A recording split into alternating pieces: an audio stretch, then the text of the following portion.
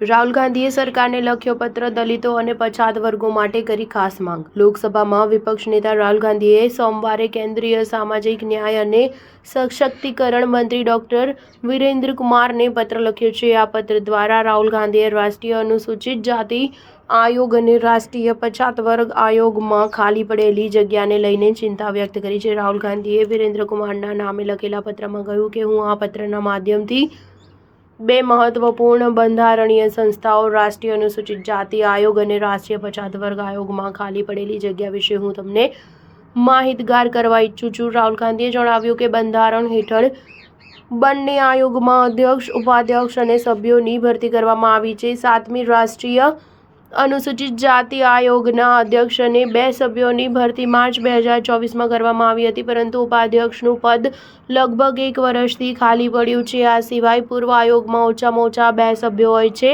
NCSCનું એક મુખ્ય કારણ આપણા દલિત ભાઈ બહેનોના અધિકારોની સુરક્ષા કરવાનું છે। વર્ષોથી ભારતના હજારો લોકો NCSCના દરવાજે ન્યાયની આશા લઈને આવે છે। આયોગ એવા મુદ્દાને ઉઠાવે છે જે દલિતોના સામાજિક અને આર્થિક ઉત્થાનમાં અડચણ ઊભી કરે છે, જેમ કે સાર્વજનિક રોજગાર, શિક્ષા સુધી પહોંચવું અને અત્યાચારોને રોકવું। આ સિવાય રાહુલ ગાંધીએ એવો પણ આરોપ લગાવ્યો કે જાણી જોઈને આ આયોગને કમજોર કરવાનો પ્રયાસ સરકારની દલિત વિરોધી માનસિકતા છતી કરે છે। NCBC ઉપાધ્યક્ષના પદ વિશે પણ ચિંતા વ્યક્ત કરવામાં આવી છે, જે 3 વર્ષથી ખાલી પડી રહી છે। NCBC હાલ ફક્ત એક અધ્યક્ષ અને એક સભ્ય સાથે કામ કરી રહ્યું છે। 1993માં પોતાની સ્થાપના બાદથી NCBCમાં હંમેશા અધ્યક્ષ અને ઉપાધ્યક્ષ સિવાય ઓછામાં ઓછા 3 સભ્યો હોય છે। આ મહત્વપૂર્ણ સમયે જ્યારે દેશભરમાં જાતિગત જનગણનાની માંગ તેજ થઈ રહી છે, ત્યારે આ પદનું ખાલી રહેવું ખૂબ ચોંકાવનારું છે। સ્ટાર ન્યૂઝ 7 હંમેશા સચ્ચાઈની સાથે।